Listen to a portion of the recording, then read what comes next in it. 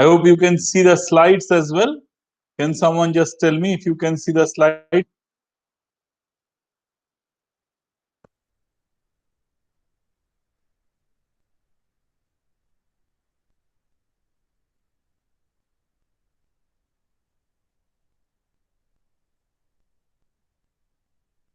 Okay, excellent.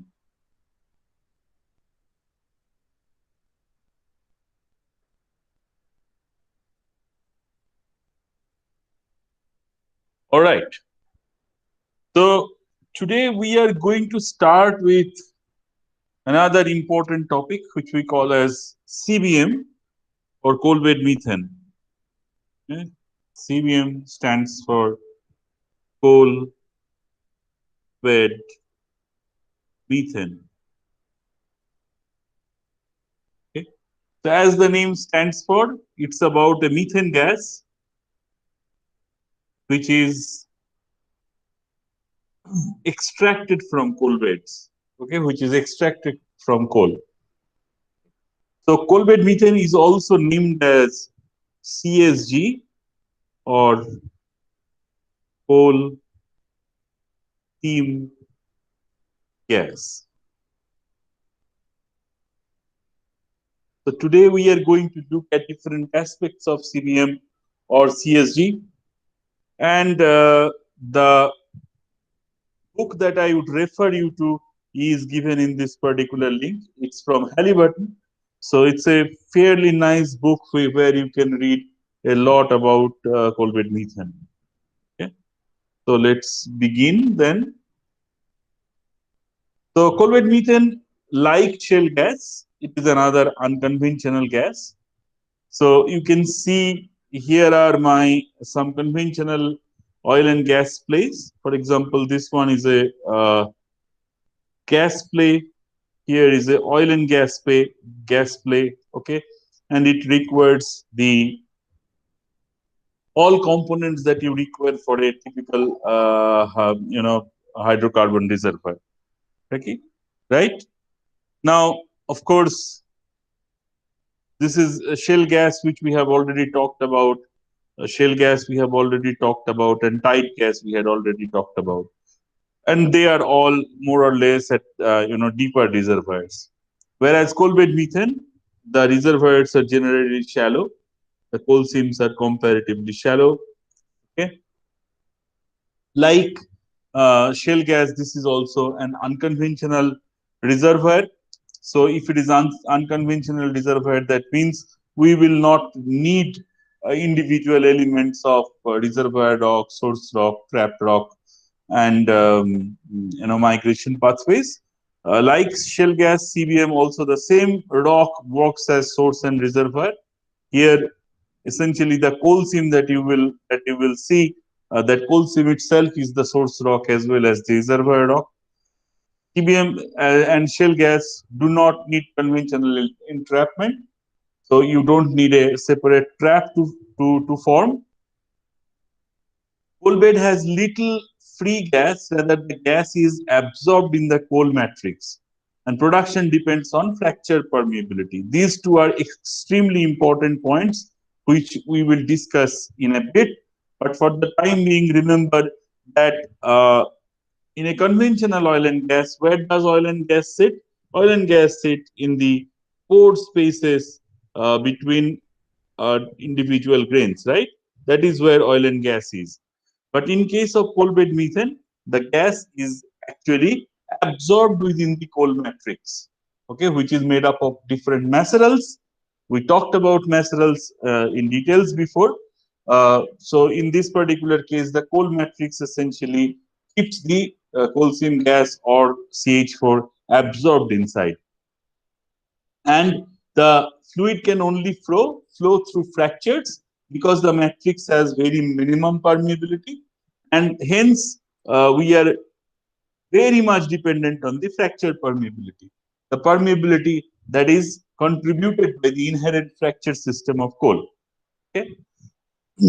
Like shale gas, coal bed methane also sometimes requires rigorous fracking, because the permeability, although it has a lot of fractures, intrinsic fractures, it might not be enough always for the production of coal seam gas. In those cases, we will require to fracture the coal bed to produce any hydrocarbon from it. Okay, so this is in comparison to other conventional and unconventional oil and gas reservoir where coal bed methane essentially stands. Now, the top picture actually shows you the different areas where you have big coal reserves, and you can see almost every country does have some or the other coal reserves, but not all of them has equal amount of um, CH4 potential, and you can see the black areas are demarcates the large coal deposits around the world, and the areas where you have these red circles or ellipses, that is where you have your coal seam gas or coal bed methane gas is being actually taken out, or the projects are there. Okay. So coal bed methane is of course a natural gas, contains around 95 to 98% of CH4 with minor amount of sulfur dioxide, nitrogen, carbon dioxide as impurities. Recovery varies between 20 to 85%. You know what recovery is by now. This higher end of recovery is 85%, more than 60% recoveries generally come from fracking. Okay, so this higher end of recovery mostly comes from fracking. So you frack the reservoir from outside. Now, if we look at a glance, the four major players in case of coal bed methane businesses are USA, China, Australia, and Indonesia. Uh, Except Indonesia, all of them have more than 500 TCF of reserve. Indonesia is not far behind, around 453 TCF. In case of reservoir quality, USA, Australia, and Indonesia have excellent quality of reservoir simply because the gas content, the absorbed gas inside coal seam is fairly high, as well as the permeability is enough to produce hydrocarbon, produce methane. In case of China, of course, it's little bit less. The hydrocarbon saturation, the gas content, as well as the permeability is not up to the mark. So they say it's like a challenging reservoir. Although the total amount of hydrocarbon, total amount of CH4 present in case of China is also quite significant. In USA is actually fully matured stage. USA produces from a major portion of the natural gas comes from coal bed methane in case of USA, and also Canada. In case of China, they are actually struggling. Australia, they are in the development phase. They have like a 23 billion QSG project. You see, Queensland Gas Project. Yeah, this is a very famous gas project, QGP or Queensland Gas Project. It's one of the biggest coal bed methane ventures that is present in the world. Almost $20 billion of investment. Okay. And then Indonesia is also in the exploration stage of coal bed methane production. Okay, we will talk about India in a while, but let me talk about the major companies which are involved in coal seam gas business. You can see from the logo there is Shell, there is Total, there is British Gas, Santos, and then you have BP, ENI, Chevron. Yeah, there are all major companies, ExxonMobil, all major companies are actually investing in coal bed methane in different countries, right?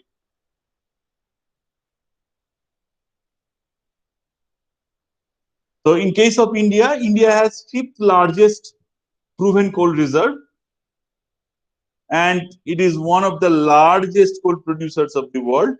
So most likely India would also have a lot of CBM potential. So India holds significant prospect for commercial recovery of coal bed methane. Yeah, but then there are only two blocks in India currently which actually produces from coal bed. So most of it is kind of unexplored. Okay, and here let me just finish up this particular slide. Then we will talk a little bit about what is going on in case of CBM currently. And then India has estimated 92 TCF of coal bed methane, which is not bad at all. And then coal bed methane is supposed to contribute 5% of India's total gas production by 2070, but that did not essentially happen. There are several geopolitical reasons for that, which I don't want to get into, but this is the reality for India. Now, okay, so if you think in terms of economy, currently we are in a transitional phase. So in one end, we have like the fossil fuel economy. Okay,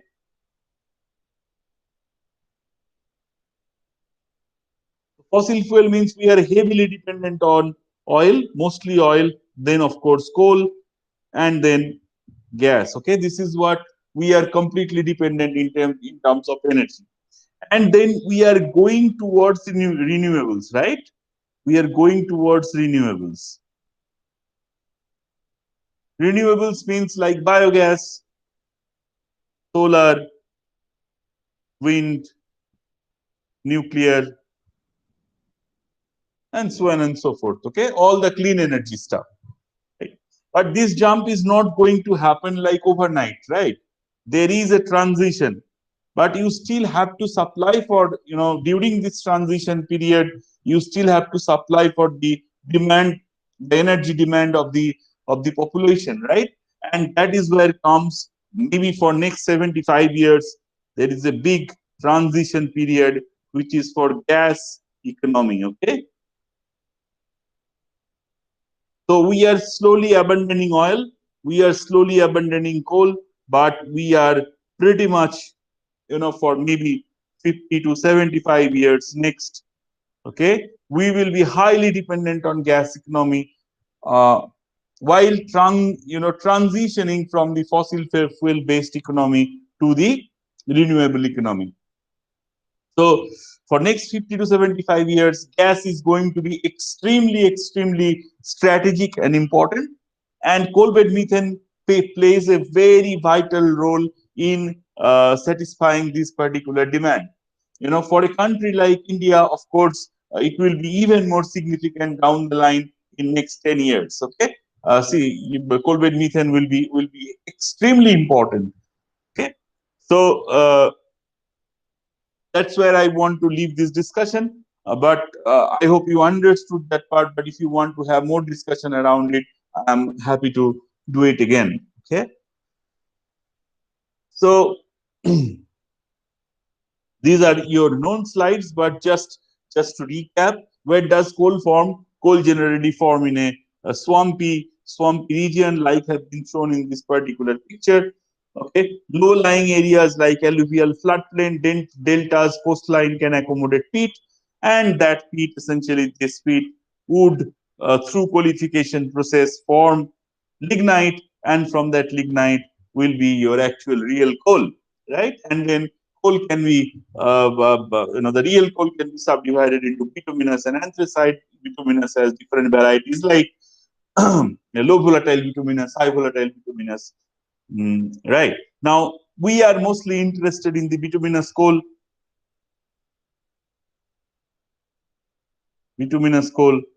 and that is where you find most suitable reservoir for coal bed methane or coal seam gas. Okay? Bituminous coal. Let's move ahead then. That is what we are interested in.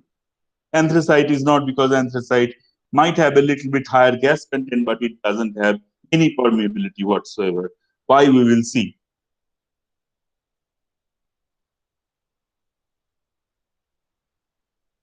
So this point I think we have covered already. So CBM deposits are generally economical at shallower depths. Okay, so compared to conventional oil and gas, like which forms in thousands of meter depth, 2,000, 3,000 meter easily, coal seam gas, the maximum depth maybe goes up to 1,200 meters.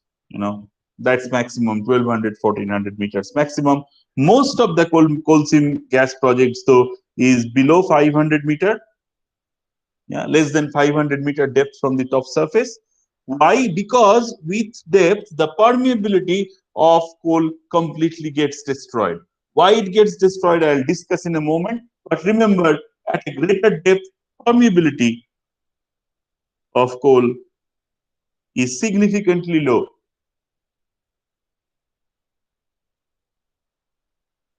Significantly low at depth. Okay.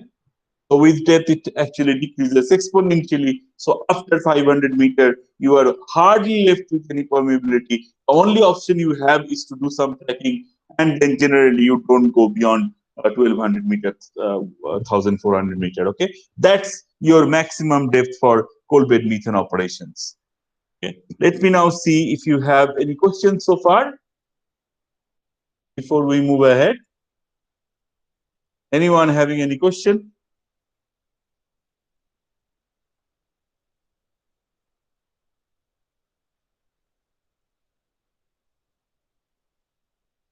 Any questions? Was it clear so far?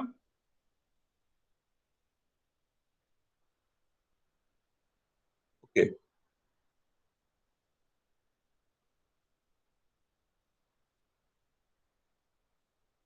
let's move ahead. Now, next slide is a very important slide, and I want you to pay maximum attention into it. Okay, so here we are comparing the typical conventional play against coal bed methane. Okay, so what you observe here is in the first picture we have conventional oil and gas play. And as we say, the gas is essentially filled in the porosity, right, which is the interstitial spaces between grains, right? And then you can see at the top part we have gas, and in the bottom part we have water, like in this particular picture.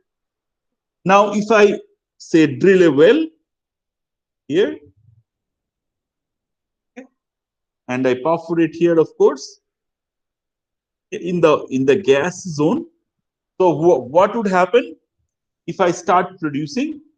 The first molecule of liquid that I will produce is, of course, gas. Okay, so there will be significant amount of gas production. So maximum gas production at the beginning of the well life. Okay, and then of course there is a little bit of water production because the water gets mixed up as well. It gets kind of funneled in as well. So there is a little bit of water production. So maximum gas production at the very early stage of the production, and then of course a little bit of water. Now with time, what happens?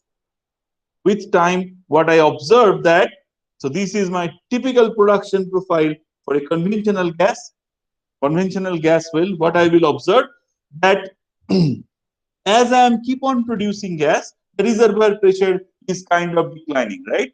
Reservoir pressure is kind of declining. And then, I am getting less and less gas as we are keeping on producing with time. Okay? The amount of gas produced will be lesser and lesser with time.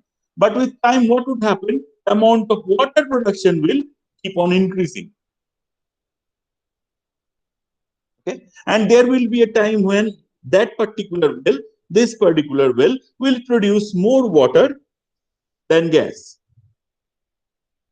Okay? And this is what we call water breakthrough.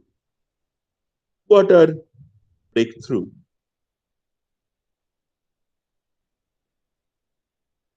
So once a well particular, or it is called water cut, once a particular well actually reaches water breakthrough, this is the time to abandon the well. That means you are producing more water than gas, which is not desirable. So you essentially stop the well, you abandon that well. That means you are kind of done with that well, unless you do some EGR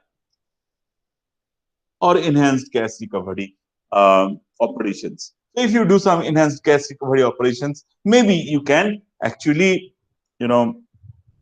postpone the water breakthrough to a later time. With EGR, you can do that. Okay?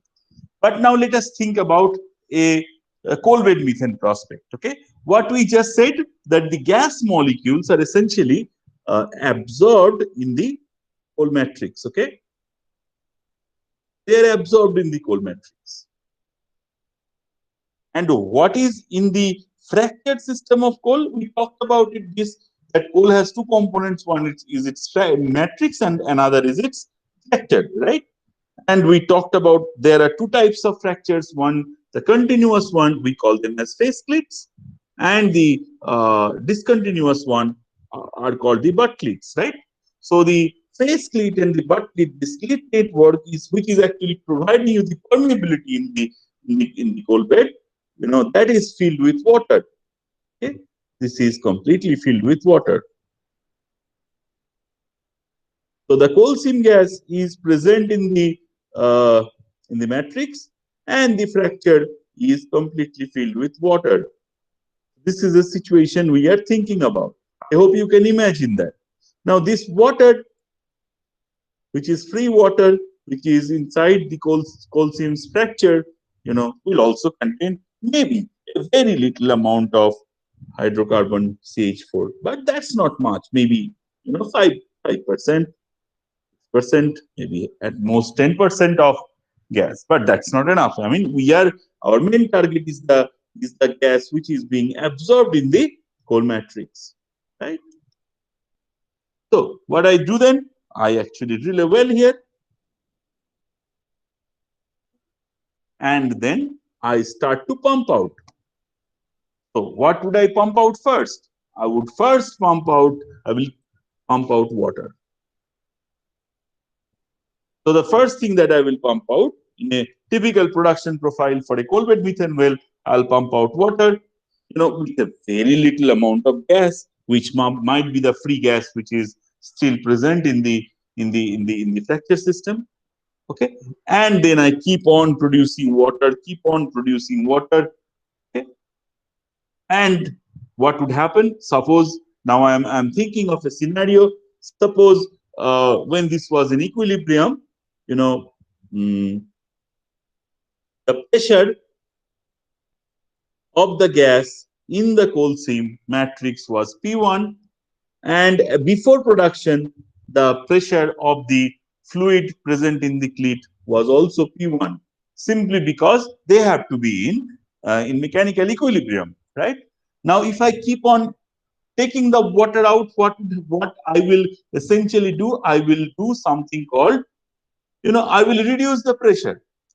I'll keep on reducing the pressure. So P1 becomes P2, so becomes P3, becomes P4, and so on and so forth. So, okay. So now at P4, so P1 minus P4, I call it, this is delta P. Okay. And this decrease in pressure, this is what we call as drawdown. Okay. This is what we call as drawdown. So when I create enough drawdown, when I create enough delta P, what would happen? This gas molecules from the matrix will start to slowly diffuse into your matrix, diffuse out into your matrix. Okay, the gas molecules, whatever was present in the coal matrix, will be diffused out into your clit system. Okay, because the water is gone from here, the pressure is significantly reduced. Okay? And through the fracture system, this gas will essentially reach the well, and then it will be taken out. Okay. Now, if I see the production profile, what I will see a lot of water in the beginning of the cycle, and then after a while, there is a gas cut. The well starts producing gas, and the water production goes down. Now, one of the major challenges in case of oil and in case of coal bed methane industry is to how to handle this water. What to do with this water. Don't focus on the picture what we have. Let me just write something down. Focus on that only. Okay. So so the one of the major challenges is in CBM industry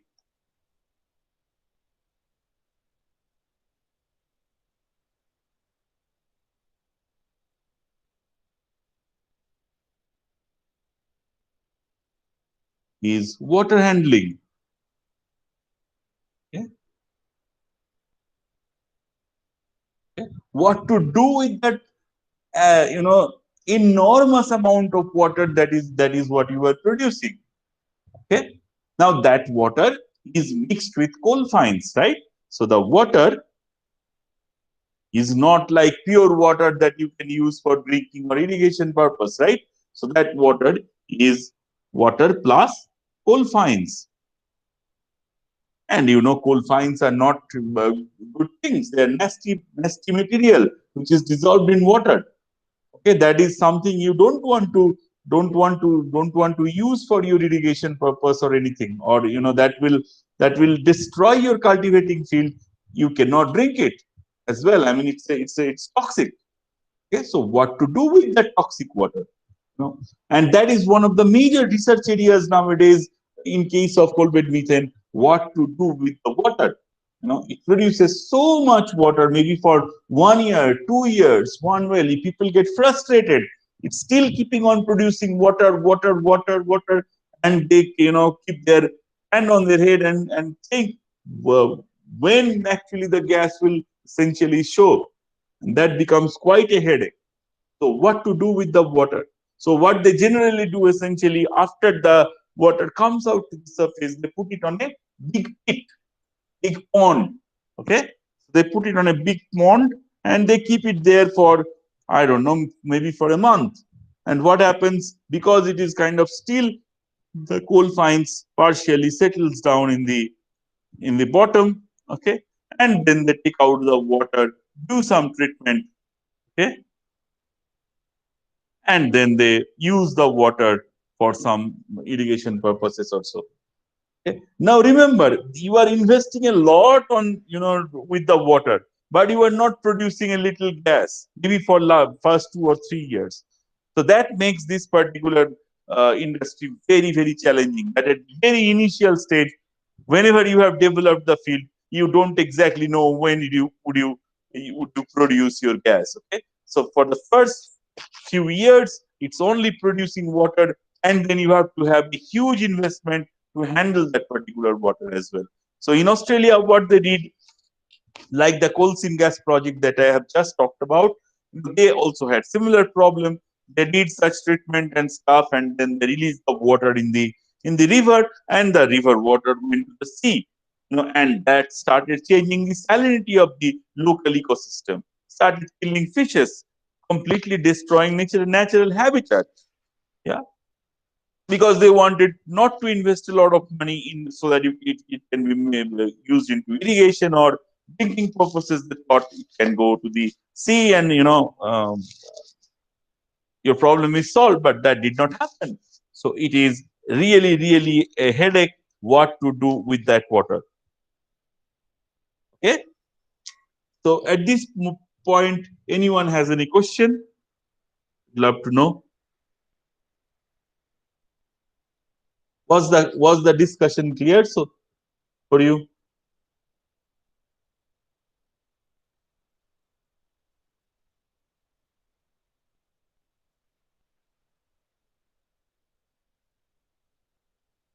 Anyone? It cannot happen that you have understood everything.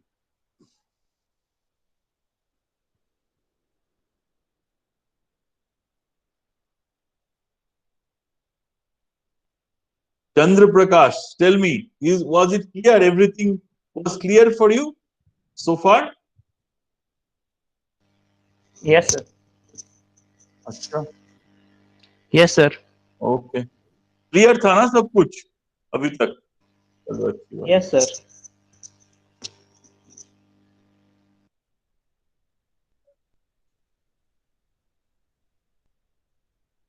So the next thing that I want to talk about is how would you distinguish coal seam in well logs? Okay, so it's not always, you will not be able to see the coal seams always uh, exposed in the ground, right? So you have to make out which one is your coal layer, like any other reservoir, like we have identified sandstone or shale from gamma ray. What are the characteristics log from which you can identify coal seams? Okay, so the most important a characteristics log signature that you should look for is your, density log. Okay.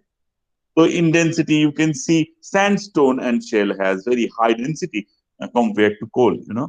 So the density log immediately shows you that this negative spike of the density log, irrespective, generally speaks for the presence of coal seams. Okay, they are generally speaks for the presence of coal seam. Although you can find it from other logs as well, from gamma ray as well. Gamma ray is low, but so is low for sandstone. Maybe it is bit more low, but then more characteristics feature are your density log. In neutron, it can you can find out coal from neutron log as well. It's but it can also be confused with shell. Sonic, it has a travel time of around 95 to 135. Okay? So these are the general logs by which you can find out coal. The most characteristics one is the density log.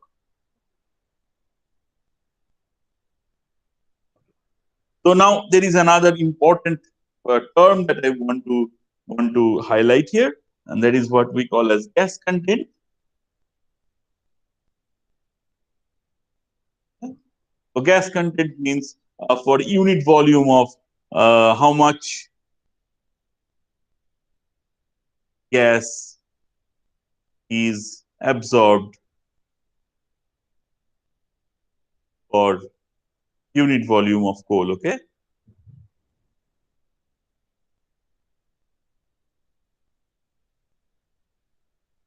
For more the gas content, you have better quality coal seam gas reservoir. The first thing, gas content increases with depth. So you can see here in the x-axis depth is plotted, and in the y-axis the gas content.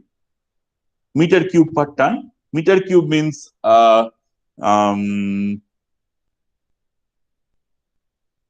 okay, it's not unit volume of coal. I think I did a mistake here. It's unit amount, unit mass, I guess. Unit mass.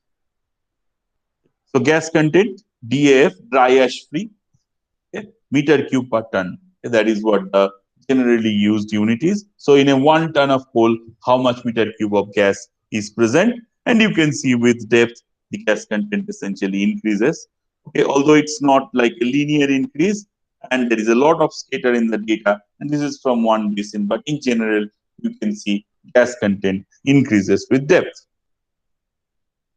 What else gas content is dependent on? Gas content also dependent on the amount of vitrinite present in coal. Okay, so higher the vitrinite, you have better gas content in coal. Okay, and also it is dependent on VRO, okay, vitrinite reflective index. So more the VRO, as you can see here, this is VRO against depth. So VRO, similarly VRO will also be plotted against gas content. So more matured the coal is, higher VRO means more matured coal, right? More matured the coal is, it has more gas content as well. And in that same logic, anthracite has slightly higher gas content than bituminous coal, but you will find soon that bituminous coal is better than production of coal seam gas from anthracite, simply because anthracite doesn't have any permeability, because you have already read that anthracite doesn't develop any clits in them, right? So clits are fundamental in forming the permeability system in the coal. So as it doesn't anthracite doesn't develop any permeability, it also is not a good candidate for coal seam gas or coal bed methane. Okay. There is something called Langmuir absorption isotherm, but I will come back to this later on, which is related to gas content. But I will come back to this one in a moment. Okay, or I can just speak here itself. There is nothing dramatic about it. So isotherm describes the volume of gas can be stored in the coal as a function of pressure. Okay. So of course, as we said that with increasing pressure, the amount of gas will be, with increasing depth, the amount of gas absorbed is more. Okay. So you can see here in the x-axis, pressure is plotted, and in the y-axis, standard cubic feet per ton, dry ash free, okay, is plotted, and you can see uh, with depth, of course, because pressure is generally also a substitute for depth. With increasing pressure, I have a higher gas content. Okay? And also, you can see, depending on what type of coal it is, anthracite has maximum gas content. Okay? And then medium volatile bituminous is here, then high volatile bituminous is here, and then high volatile bituminous A, high volatile bituminous B, whatever. This is high volatile bituminous, so medium volatile bituminous. Okay, this is how the gas content changes. So anthracite coal has the maximum gas content, as you can see, but still we say it's not good candidate for coal bed methane simply because it has low permeability.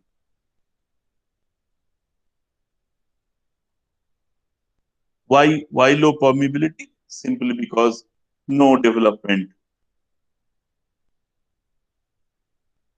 of clit system. Okay,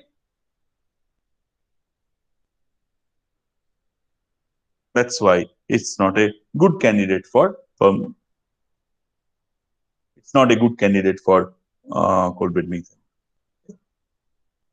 So now, of course, coal bed itself is a dual porosity, dual permeability system. Okay, so it's a dual porosity and dual permeability system. Why? Simply because porosity, it has two components. Primary, that is comes from the matrix, and then secondary, that comes from the clits. And so is true for permeability. Okay, one comes from the matrix, the other comes from the clits. Okay, now of course you have to remember that the matrix porosity and matrix permeability is significantly low. Yeah, is significantly low for coal seam. Okay, so you have to essentially depend on the secondary porosity and secondary permeability. Okay, and that is coming from the clit system or the fracture system of the coal. We talked about the fracture system of the coal, but it's no harm to talk about them once more. So generally, you see, if I look at a coal bed, okay, this is the coal bed, and in the coal bed, perpendicular to the bed, there are two sets of fracture that develops, okay, which is kind of normal to the bed. Okay, the fracture splints are vertical to the bed. One of the sets are kind of continuous, long, and they are called face clits. Okay, and then there is another set which is discontinuous, which gets abutted by the face clits. Okay, they are also perpendicular to the bed, and also they are very high angle to perpendicular to the face clits as well, and they are called butt clits, right? Okay. What has also been observed that this face clit is direction to is parallel to the SH max direction, SH max direction of the during the coal formation. Okay, so how these face clits and butt clits do form during the coalification process? Of course, there is desiccation, and during desiccation, they lose moisture, and while losing moisture, the coal matrix actually shrinks, and due to that shrinkage, we have the development of these fractures. Okay, it's similar to the formation of mud cracks. So you have seen plenty of mud cracks around. I'm sure you have seen some in your campus as well. And at your home, if the mud dries and it forms these beautiful polygonal cracks, right? And they are also shrinkage cracks. And exactly the way coal bed fractures also form due to desiccation. But you can see here they don't form polygonal cracks. Here they form like mutually perpendicular two sets of cracks. And that is what happens when you try to desiccate something under some pressure. Okay, so if there is a pressure, so suppose, for example, if I have a pool of mud, Okay, and you can do that experiment. If I have a pool of mud, okay, and then I'm allowing it to dry without any stress, what I will observe, I will create, polygonal cracks, right? Like they will form my mud cracks or the columnar joint that you observe in the field. And that forms due to the quenching of magma in a free surface where there is no stress. Okay, because there is no stress, it can express in all directions, and I will form the beautiful mud cracks which are in all directions. Okay, there is no stress. Now if I do the same experiment, any material which I am trying to desiccate, okay, and I do it under some beautiful stressed condition, I put some stresses. Okay, this is my maximum stress, sh max, s capital H, and then I, from the other side, I put a small h. Okay? What I will observe, and then if I allow this mud to desiccate, or the coal to desiccate, or the magma to desiccate, what I will observe that the fractures are forming parallel to the one sets of the fractures will form parallel to the SH max, which are essentially forming the face plate in this particular instance. And then there is another set of fractures which are perpendicular to the face plates, which we are calling as buttplates. Okay, so that is the difference between the process or the mechanics of the formation of mud crack and as well as clit system. Clit system forms at a depth, and there is a stress acting upon the coal, and while it is being dried, and hence we do observe the regular pattern in the fracture system, and we see these beautiful perpendicular sets of fractures which we call face clits and butt clits. Okay, so the primary direction is face clit, secondary direction is butt clit, and it forms during the qualification process of dehydration, devolatilization, and it is of course in a confined stressed system.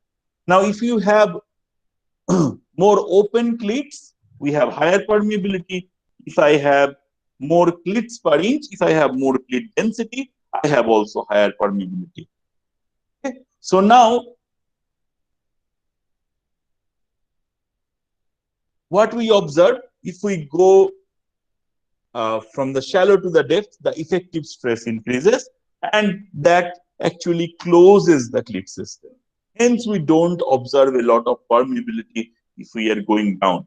Okay, the permeability can also get disturbed if we actually deposit, mineral grains inside the coal. Maybe, for example, I have calcite deposition in the clit system, and that will also destroy the permeability. Okay, if I have more development of clit in the coal, I also have higher permeability. Okay? So with that note, I will just stop the lecture here. I'll continue with the coal bed methane in the next class as well. But for the timing, let's see if you have any further question.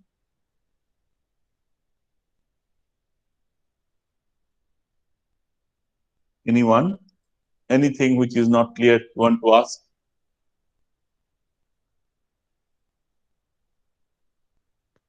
Coal bed methane is extremely close to my heart. I like speaking about it. So you can ask me anything around it.